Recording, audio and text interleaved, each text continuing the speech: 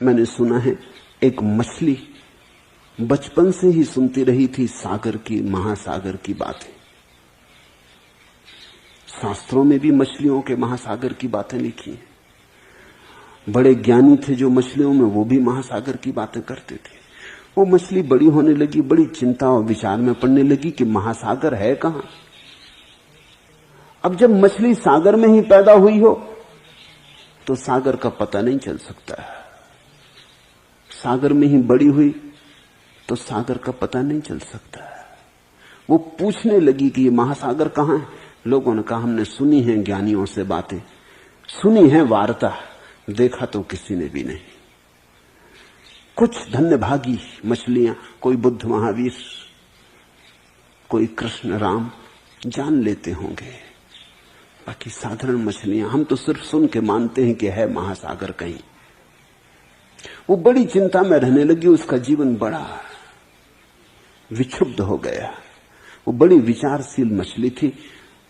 वो भूखी प्यासी भी पड़ी रहती और सोचती रहती कि कैसे महासागर पहुंचे, वो अद्वितीय घटना कैसे मिलेगी। महासागर का लोभ उसके मन में समाने लगा। वो सूखने लगी, वो दुर्बल होने लगी।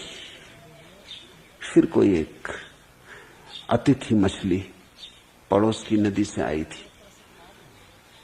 उसने उसकी यह हालत देखी। उसने कहा, पागल, जिसे तू खोजती है वो चारों तरफ मौजूद है, हम उसी के भीतर हैं। न तो भूखे मरने की जरूरत है, न ध्यान करने की जरूरत है, न जप करने की जरूरत है।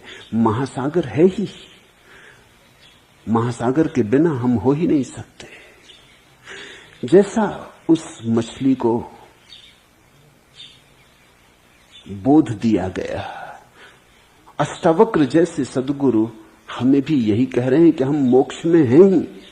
परमात्मा हमें चारों तरफ से घेरे हुए, उसी में हमारा जन्म है, उसी का जीवन है, उसी में हमारा विसर्जन है। लेकिन इतना निकट है परमात्मा, इसलिए दिखाई नहीं पड़ता। दूर होता तो हम देख लेते। आंखें हमारी दूर को देखने में समर्थ है। जो निकट है वही चूक जाता है, जो बहुत पास है वो भूल जाता है। और परमात्मा से ज्यादा निकट कोई भी नहीं। मछली के लिए तो उपाय भी है कि कोई उसे उठा के रेत के किनारे पे डाल दे तो तड़फ ले और पता चल जाए उसे कि सागर का छूट जाना कैसा है। हमारे लिए तो वो भी उपाय नहीं है। परमात्मा के बाहर हम जा ही नहीं सकते। अष्टावक्र की उद्घोषणा यही है कि तुम धर्म की चिंता में मत पड़ना। परमात्मा को पाने के लिए कुछ भी करना जरूरी नहीं है, वो मिला ही हुआ है। मोक्ष कहीं भविष्य में नहीं है, मोक्ष अभी और यही है। मोक्ष तुम्हारी चाह से शून्य अवस्था का नाम है।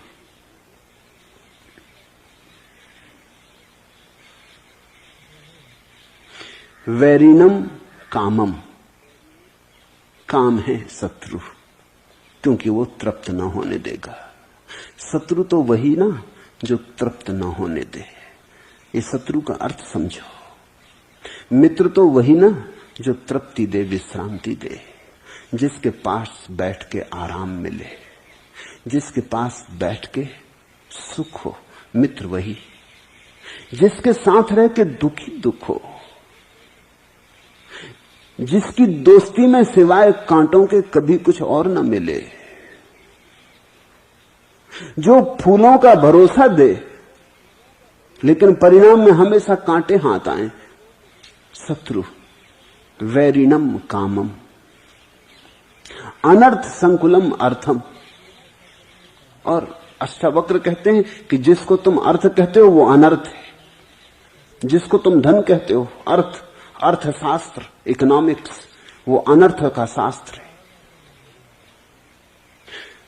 दुनिया में जितना अनर्थ हो रहा है वो धन के कारण होता है।